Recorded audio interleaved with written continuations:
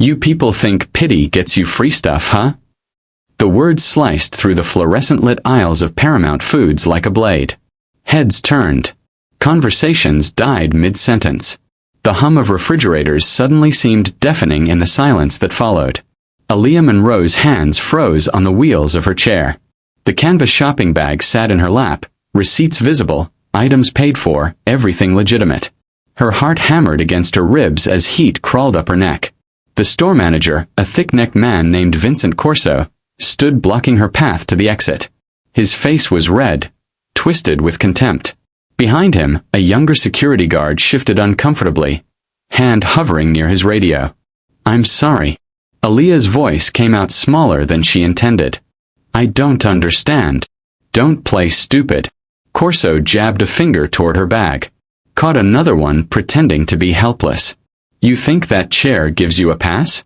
I've been watching you roll around here for 20 minutes, acting all innocent." A crowd was forming. Aaliyah could feel their eyes like physical weight. An elderly woman clutched her purse tighter. A teenager held up his phone. The automatic doors kept whooshing open and closed behind her, letting in October wind that made her shiver. "I paid for everything," Aaliyah said, louder now, trying to keep her voice steady. "The receipts are right here. You can check." "Oh, I'm sure you paid for some things." Corso crossed his arms. "Real convenient how you people always load up your laps where cameras can't see. What else you got under that blanket?" The blanket. The one covering her legs. The one hiding the scars and the atrophied muscles and the daily reminder that her body had betrayed her when that car ran the red light and kept going. Aaliyah felt something crack inside her chest. "Sir, please." Her hands trembled. "I can show you everything. I have the bank statement on my phone." Everyone's got excuses. Corso turned to the security guard. "Marco, call the police. We're pressing charges." The word police sent electricity through Aaliyah's nervous system. Her breath came faster. She'd seen the videos. Read the statistics. Black, disabled, accused. This was how bad situations became fatal ones. "I want to leave," she managed. "Just let me leave." "Nobody's going anywhere." Corso moved closer, looming. The antiseptic smell of his cologne mixed with the store's artificial lemon scent made Aaliyah's stomach turn. "You're gonna sit there until the cops arrive and sort this out."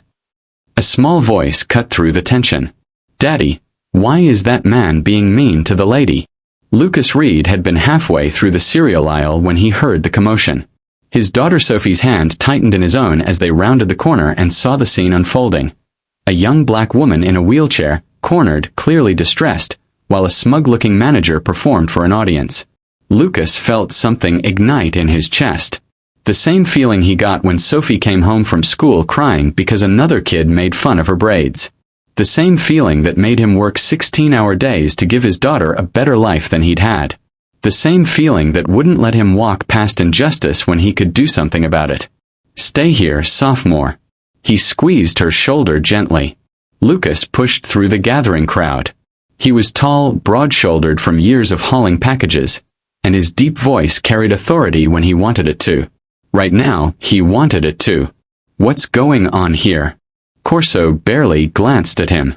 "Private matter. Move along." "Doesn't look private when you're doing it in front of 30 people. Lucas moved to stand beside Aaliyah's wheelchair, creating a buffer between her and the manager. He caught her eye briefly, saw fear there and shame and exhaustion. She reminded him of his younger sister before she got sick. That same quiet strength that life kept testing. "Sir, I appreciate it, but—" Aaliyah started. "You don't have to explain anything to me," Lucas said, keeping his gaze on Corso. "But I'd like to know what evidence you have that this woman stole from your store." "That's none of your business." Actually, making false accusations of theft is defamation. Making them in public is slander. So yeah, it kind of becomes everyone's business. Lucas had learned a few things from watching legal dramas during Sophie's nap time. "Do you have evidence or not?" Corso's face darkened. "I don't need to explain my security protocols to some." "Some what?" Lucas stepped forward. Finish that sentence. The crowd murmured. Several phones were recording now. Marco, the security guard, looked like he wanted to disappear into the floor. Mr. Corso, Marco said quietly, maybe we should just check the receipts. I know how to do my job, Marco. Then do it right. A new voice joined, an older South Asian woman with silver-streaked hair, carrying a basket of vegetables. I've been shopping here for 15 years. I saw this young lady at the checkout. She paid for everything. I was right behind her in line. Me too, another woman added. She used tap payment. I remember because my card wasn't working and she waited patiently while I fumbled with cash. The murmurs grew louder. The tide was turning. Aaliyah's eyes burned with tears she refused to let fall. These strangers, these people who didn't know her, who had no reason to risk confrontation, were standing up for her. The woman with the vegetables moved closer, placing a gentle hand on her shoulder. Corso's jaw worked. He was losing control of the situation and knew it. Fine. Show me the receipts. I don't think so. Lucas kept his voice level but hard. You made a scene, humiliated this woman, threatened her with arrest, all without evidence. You don't get to make demands now. Either produce evidence of theft or apologize and let her go. I'm not apologizing to. Daddy, you should film this. Sophie had appeared at Lucas's side, eyes wide with the clarity of childhood justice. Like when people film bullies at school. Then everyone knows what they did. Smart kid, the teenager with his phone said, already streaming. Don't worry, little one. Already on it. This is going everywhere. Corso's eyes darted to the phones, calculating. Then his expression hardened with ugly defiance. You want to make this a circus? Fine. I'm within my rights as a business owner to refuse service. All of you out. Especially you. He pointed at Aaliyah. You're banned. Don't come back. On what grounds? Lucas demanded. I don't need grounds. Private property. You absolutely need grounds to ban someone, the South Asian woman interjected. That's discrimination. Prove it. Corso smirked. I'll say she was disruptive, belligerent, made other customers uncomfortable. Who's going to believe otherwise? The cruelty of it struck Aaliyah like a physical blow. He could rewrite this moment. Make her the villain. Erase the truth and replace it with whatever narrative protected him. That's how it always worked, wasn't it? Power got to tell the story. We will, Lucas said. Everyone here. Good luck with that. Corso turned away, dismissive. Marco, escort these people out. If she refuses to leave, call the police for trespassing. Lucas wanted to argue more, wanted to force the apology Aaliyah deserved, but he saw her shoulders beginning to shake. She'd reached her limit. Sometimes dignity meant retreat, a strategic withdrawal to fight another day. Come on, he said softly. Let's get you out of here. Aaliyah nodded, unable to speak. She pushed toward the exit, Lucas walking beside her, Sophie on her other side. The crowd parted. Several people touched her arm as she passed. Small gestures of solidarity. The South Asian woman slipped a piece of paper into her shopping bag. My daughter is a lawyer, she whispered. Call her. Outside, the October air bit cold against Aaliyah's wet cheeks. She made it to the accessible parking spot before the sobs came. Ugly, gasping, furious crying that she'd held back for 10 full minutes. Lucas crouched beside her wheelchair, giving her space but staying close. Sophie hugged her own backpack, looking worried. Is the lady okay? She will be, sophomore. Lucas hoped he was telling the truth. It took several minutes before Aaliyah could breathe properly again. She wiped her face with shaking hands, mortified. I'm sorry. God, I'm sorry. You don't even know me and You don't have to apologize. Not to me, not to anyone. Lucas's voice was gentle. What happened in there was wrong. Period. Happens all the time. Aaliyah's laugh was bitter. Not usually that public though. Usually it's subtler. Following me around stores. Talking really loud and slow like I'm stupid. asking if I need supervision to shop. Once a cashier accused me of using a stolen credit card because apparently disabled people can't have money. Sophie moved closer, reaching out to touch the wheelchair's armrest tentatively. My grandma uses a chair like this. She's really smart. She teaches piano. Yeah. Aaliyah managed a small smile. I used to run track. Before. What happened? Sophie asked with childish directness. Sophie, Lucas started. It's okay. Aaliyah took a breath. Someone hit me with their car and didn't stop. Doctors said I was lucky to survive. Sometimes it doesn't feel lucky. Sophie processed this with solemn seriousness. That person was really mean. Meaner than the man in the store. Different kind of mean, Aaliyah agreed. Lucas's phone buzzed. Then again. And again. He pulled it out, frowning, then his eyes widened. Holy shit. Sorry, Soph. Holy crap. You're already on Twitter. And Instagram. And, wow, TikTok too. What? Aaliyah's heart sank. Oh no. No, no, no. No, this is good. Lucas turned the screen toward her. Look at the comments. Everyone's on your side. They're destroying this store. The video had been posted 8 minutes ago by user at Toronto Watchdog. Already it had 50,000 views. The caption read, Paramount Foods manager Vincent Corso racially profiles and humiliates disabled woman with zero evidence. This is Toronto in 2025. Share this everywhere. The comments scrolled past. This is disgusting. I'll never shop there again. I know that store. Always suspected the owner was shady. That manager needs to be fired immediately. The way he talked to her. I'm crying. That poor woman. Everyone defending her restored my faith in humanity a little. Who is she? Someone start a GoFundMe. Aaliyah stared at the screen, overwhelmed. This is... I don't know how to feel about this. Feel vindicated, Lucas said.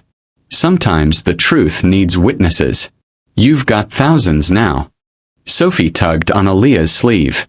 You should go home and rest. Daddy makes really good hot chocolate when people are sad. Aaliyah's smile was watery but genuine. That sounds perfect. We live about 10 minutes from here, Lucas offered carefully. If you want company while you decompress. No pressure. Something in Aaliyah's chest loosened slightly. She was so tired of being alone with her pain. Okay. Yeah. Thank you. They exchanged numbers. Lucas helped her navigate to her adapted van, a purchase that had drained most of her insurance settlement. As she drove away, following Lucas's old Honda, Aaliyah caught her reflection in the rearview mirror. Her eyes were red, puffy. Her hijab had come slightly loose. She looked exactly like what she was, someone who'd survived something that should have broken her. But hadn't. Not yet. 300 kilometers away in downtown Toronto, Gregory Monroe sat in his corner office reviewing quarterly reports when his assistant knocked. Sir, you need to see this. Gregory looked up, annoyed. He paid Simone to filter distractions. I'm in the middle of... It's personal. Simone's expression was strange. It's about Aaliyah. The pen slipped from Gregory's fingers. He hadn't heard that name spoken aloud in this building for 6 years. Not since the divorce, when his ex-wife made it clear that choosing his reputation over his daughter meant choosing to never see either of them again. He'd chosen wrong. What about her? Simone placed her tablet on his desk. The video was already playing. The grocery store, the confrontation, the wheelchair. And there, in the center of everything, was his daughter. Older now, beautiful and heartbreaking. Being humiliated by some low-level tyrant while strangers rushed to her defense because her own father had abandoned her. Gregory watched it 3 times. The sound of Corso's voice, "You people," made his hands curl into fists. How long ago? About an hour. It's viral. Every major news outlet is picking it up. Find out everything about that store. Ownership, investors, violations, everything. Gregory stood, already pulling on his suit jacket. Get Jennifer and the entire legal team to meet me there. And Simone. Call the PR department. Tell them to prepare a statement. What kind of statement? The kind that makes it very clear whose daughter that is in the video. Gregory's voice was steel. And what happens to people who hurt her? By evening, the story had exploded beyond social media. Local news vans circled Paramount Foods like vultures. Reporters interviewed customers, community leaders, disability advocates. The video's view count hit 2 million. Inside Lucas's modest apartment, Aaliyah sat wrapped in a borrowed blanket, nursing her third cup of hot chocolate while Sophie showed her drawings of horses and princesses. The girl's innocent chatter was soothing, a reminder that goodness still existed. "My daddy says you're brave," Sophie announced, adding purple to a castle turret. "Are you brave?" "I don't feel brave." "Brave people never do," Lucas called from the kitchen, where he was attempting dinner. "That's kind of the point." Aaliyah's phone hadn't stopped buzzing. Messages from old friends who'd disappeared after the accident. Strangers offering support. A journalist requesting an interview. She'd turned it face down an hour ago, overwhelmed. A new notification made it vibrate against the coffee table. Then another. Then a call. "Unknown number," Lucas observed. "Might be press. You don't have to answer." But something made Aaliyah pick up. "Hello. Aaliyah. It's your father." The world tilted. She hadn't heard Gregory Monroe's voice in 6 years. Hadn't expected to ever hear it again. He'd made his choice when her mother filed for divorce, when the optics of a messy separation threatened his political aspirations, when standing by his wife and disabled daughter became inconvenient. "How did you get this number?" "I saw the video." Gregory's voice cracked slightly. "Baby girl, I saw what happened to you." "Don't." Aaliyah's grip tightened on the phone. "Don't call me that. You don't have the right." I know I don't. But I need you to listen. I'm at Paramount Foods right now with my lawyers. We're shutting them down." Aaliyah stood abruptly, forgetting for a moment that standing wasn't an option. The phone tumbled from her hand. Lucas caught it deftly. "Hello. This is Lucas Reed. Who am I speaking with?" "Gregory Monroe. I'm Aaliyah's father." Lucas's eyebrows shot up. Monroe, as in Monroe Development, Monroe Foundation, the Monroe Center for Economic Justice. One of the most influential black businessmen in Canada. His billboards dotted Toronto with aspirational slogans about community uplift. The billionaire. Among other things. Gregory sounded tired. "Is she all right? Can I speak with her?" Lucas looked at Aaliyah, who was shaking her head frantically. "She's processing. Maybe you should explain what you mean by shutting them down." For the next 10 minutes, Gregory outlined his findings. Paramount Foods was owned by a shell corporation linked to Victor Krauss, a developer with multiple discrimination complaints. The store had a pattern of targeting low-income customers, filing false theft reports, and systematically harassing disabled shoppers to discourage them from returning. 3 lawsuits in 2 years, all settled quietly with NDAs. "I've got enough to bury them," Gregory said. "But more importantly, I'm buying the property. The whole plaza. Krauss is desperate to sell after today's publicity. I'm turning it into a community center. Free resources, job training, accessible facilities. Everything that neighborhood needs instead of another place treating them like criminals." Lucas processed this. "That's actually really good. It's the least I can do." "Tell Aaliyah." Gregory paused. "Tell her I'm sorry. For today and for everything before today. Tell her I want to make it right." "Tell her yourself," Lucas said, meeting Aaliyah's eyes. "She's right here." Aaliyah took the phone with trembling hands. "I'm listening. I was wrong." Gregory's voice broke completely now. "About everything. Leaving you and your mother. Choosing ambition over family. I told myself it was complicated, that you'd understand someday. But watching that video, seeing you scared and alone while I sat in my ivory tower, there's no excuse. None." Tears spilled down Aaliyah's cheeks. "You weren't there when I needed you most. After the accident, during rehab, when I had to learn to live in this body, You were just gone. I know. Do you? Do you know what it's like to feel abandoned by the one person who's supposed to protect you? No. Gregory's honesty was painful. But I know what it's like to realize you've become the villain in your own daughter's story. And I know I can't undo 6 years. But I can start today. If you'll let me. Sophie had abandoned her coloring book, watching with wide eyes. Lucas put a gentle hand on Aaliyah's shoulder. Grounding, supportive. What does starting today look like? Aaliyah asked finally. However you want it to. Dinner, coffee, a conversation. Or nothing at all if that's what you need. But I'm here now. I'm not going anywhere again. I need time. Take all the time you need. I'll wait. After the call ended, Aaliyah sat in silence while Sophie climbed into her lap, wrapping small arms around her neck. The simple gesture of childish affection broke something loose. She held Sophie close and let herself cry. Not the desperate sobs from earlier, but something cleaner. Grief mixed with possibility. My daddy left too, Sophie whispered. My real daddy, I mean. Lucas adopted me. He says sometimes the family you choose is better than the one you're born with. Lucas cleared his throat roughly. Soph, that's private. It's okay. Aaliyah stroked Sophie's braids. She's right. Family is about showing up. For what it's worth, Lucas said. That phone call sounded genuine. Doesn't mean you have to forgive him. But maybe it's a starting place. Aaliyah nodded slowly.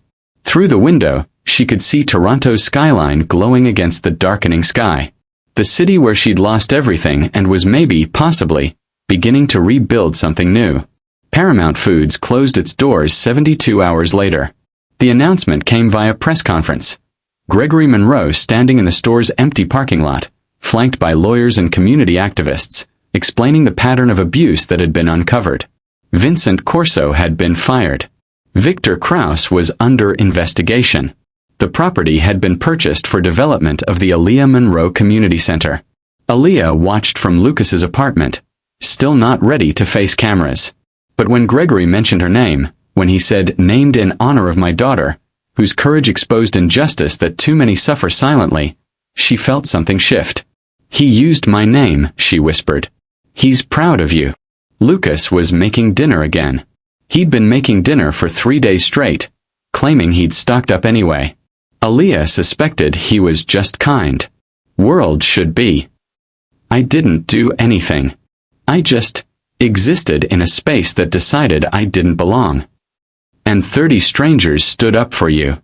And millions more saw what happened and said, not acceptable. And now a predatory store is gone and something better is taking its place.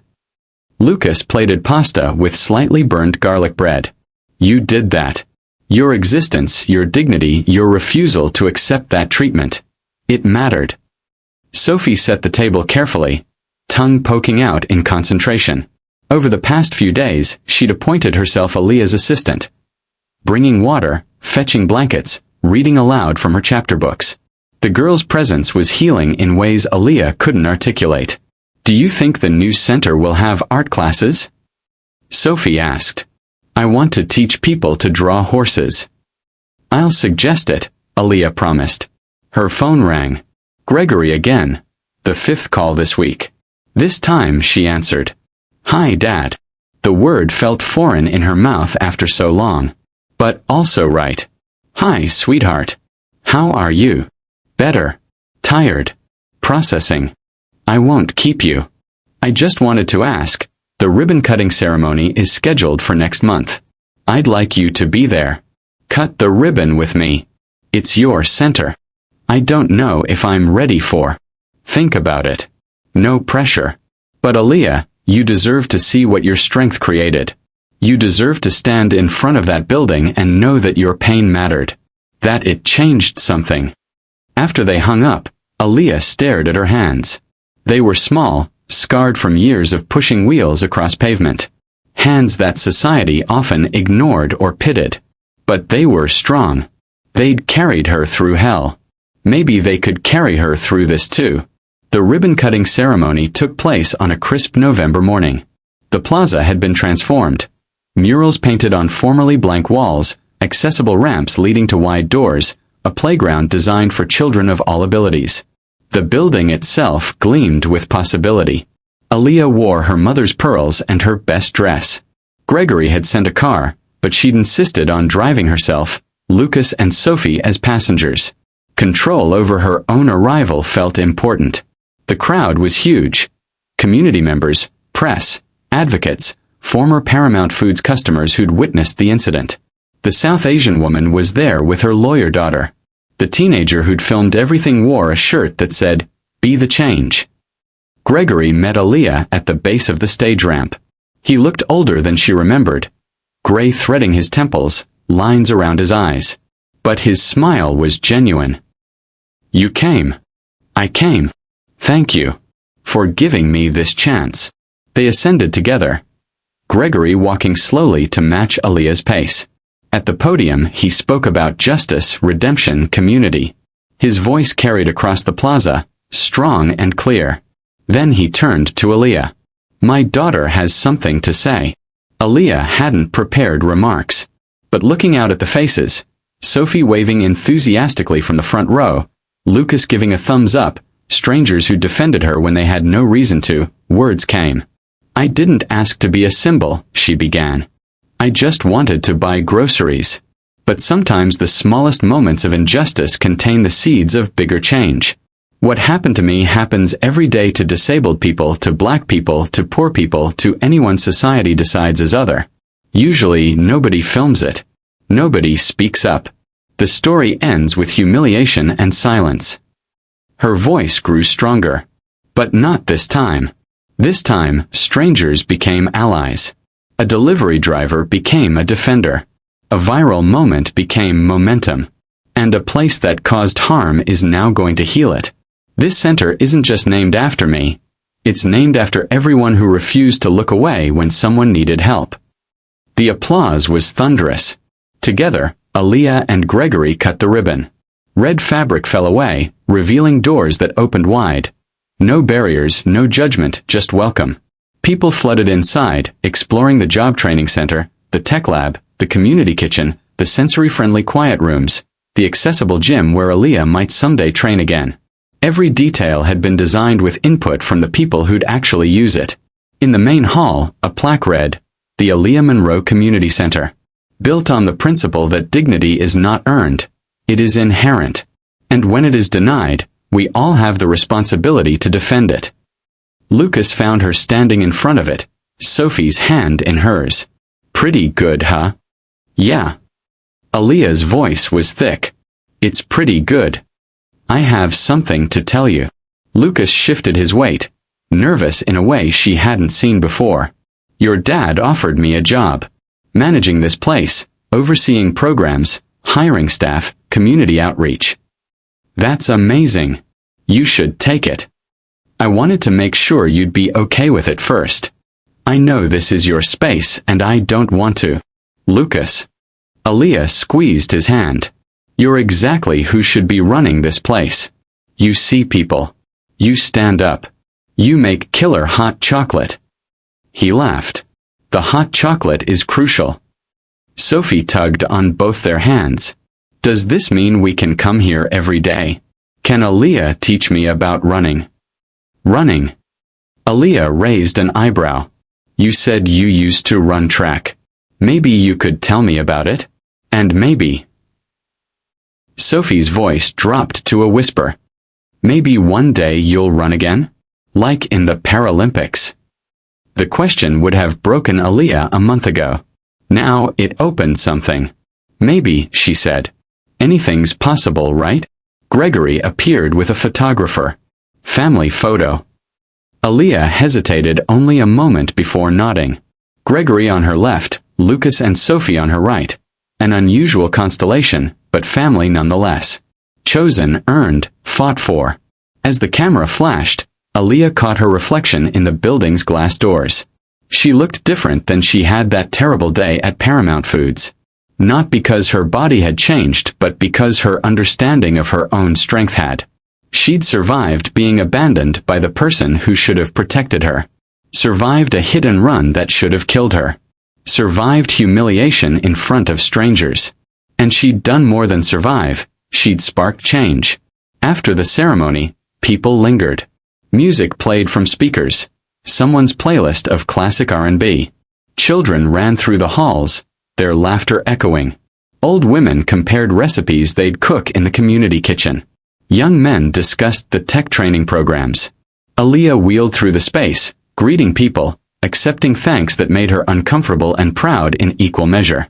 The South Asian woman, Mrs. Patel, she learned, introduced her lawyer daughter, who'd already filed a class action suit against other stores with similar practices. "You started something," the daughter said. "People are coming forward. Stories we never heard because nobody listened." "Keep listening," Aaliyah replied. "Keep believing people." As the afternoon sun slanted through windows, casting golden light across polished floors, Lucas appeared with Sophie and 2 cups of the famous hot chocolate. "Figured you earned this." They sat together, Aaliyah in her chair, Lucas on the floor beside her, Sophie sprawled across both their laps with the casual trust of childhood. Outside, Toronto continued its indifferent rhythm. But here, in this space built from pain and transformed by community, something different hummed. "Hope. I'm glad you stopped," Aaliyah said quietly. "That day. In the store. I'm glad you didn't walk past."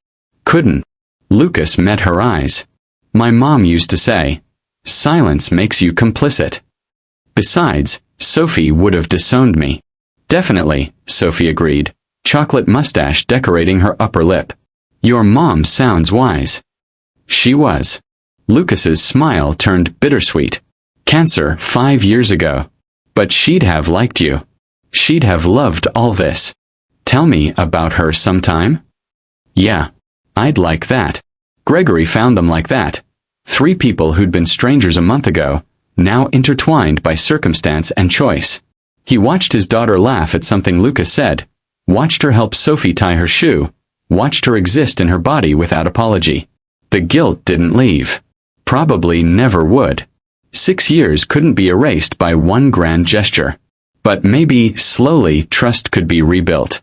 Maybe redemption wasn't about erasing the past but about showing up for the future. Every single day. "Dad," Aaliyah called across the room. "Come sit with us."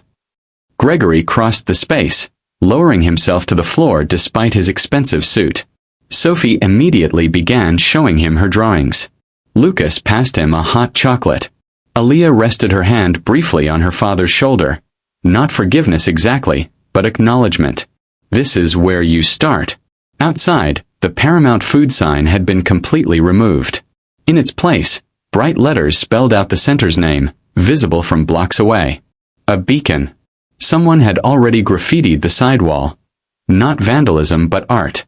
A mural of a woman in a wheelchair, arms raised in victory, surrounded by silhouettes of people standing in solidarity. Spray-painted words read, "We see you. We stand with you.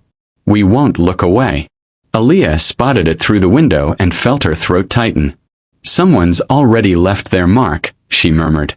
Lucas looked, then smiled. "That's Jericho street artist. He does pieces all over the city. Usually tags places that mean something." "What does this mean?" "That you mattered. That this mattered." He gestured at the building, the people, the impossible thing they'd created from one woman's humiliation and a community's outrage. Sometimes the story doesn't end badly. Sometimes justice actually happens. Sophie had fallen asleep against Lucas's shoulder, worn out from excitement. Gregory was checking his phone, fielding calls about other communities that wanted similar centers. The afternoon stretched toward evening. "I should probably head out," Aaliyah said reluctantly. "It's been a long day." "Can we see you again?" Lucas asked. "I mean, for non-work stuff. Sophie keeps asking when you're coming over. And I make a mean spaghetti. Well, a mediocre spaghetti. But the company's good." Aaliyah grinned. "I'd like that. Tomorrow." Tomorrow. Outside, the November air had bite. Aaliyah wrapped her coat tighter as Lucas loaded Sophie into his car. The girl woke just enough to wave sleepily. "Bye, Aaliyah. I love you." The words hit with unexpected force. When had anyone last said those words to her? When had she last felt safe enough to believe them? I love you too, sweetheart. Gregory walked her to the accessible van. Thank you for being here today. I know it wasn't easy. No. But it was necessary. Aaliyah paused before getting in. I'm not ready to have you back completely. Not yet. The hurt is still there. I understand. But maybe we can try. Slowly. Coffee sometimes. Phone calls that aren't emergencies. I'd like that. More than you know. Gregory's eyes were wet. I'm proud of you, Aaliyah. I know I don't get to say that after everything. But I am. You're stronger than I ever was. I didn't have a choice. You had every choice. You could have become bitter, angry, broken. Instead, you became this. He gestured at the center. You took your pain and made it mean something. Aaliyah thought about that as she drove home through streets she'd traveled 1,000 times. The city looked different now, not kinder exactly, but more full of possibility. More full of people who might stand up when someone needed them to. Her apartment was small, shabby, on the 3rd floor of a building with an elevator that worked most days. But it was hers. She'd fought for every inch of independence it represented. Tonight, though, it didn't feel lonely. Her phone buzzed with messages. Mrs. Patel sharing articles about the center. Sophie's kindergarten teacher requesting information about visiting with her class. Strangers thanking her for speaking up. And a text from Lucas. Sophie wants you to know that you're the bravest person she's ever met. I told her you're definitely in the top 3. Aaliyah laughed out loud. Only top 3. Well, Sophie did face down a wasp last summer. That was pretty heroic. Fair point. Seriously though. Today was incredible. You're incredible. She stared at those words for a long time before responding. So are you. Thank you for seeing me. The real me. Always. That night, Aaliyah dreamed of running. Not the way she used to. Effortless, thoughtless, body cooperating. But something different. She was in her chair, racing across a track, Sophie cheering from the sidelines, Lucas timing her laps. Her father stood at the finish line, arms open, waiting. And when she crossed it, breathless and triumphant, the crowd roared. She woke with tears on her cheeks and lightness in her chest. The clock read 3:47 a.m. Outside, Toronto hummed. Inside, Aaliyah Monroe sat in the darkness and felt, for the first time in a very long time, like the story wasn't over. It was just beginning. And maybe, just maybe, it would end well.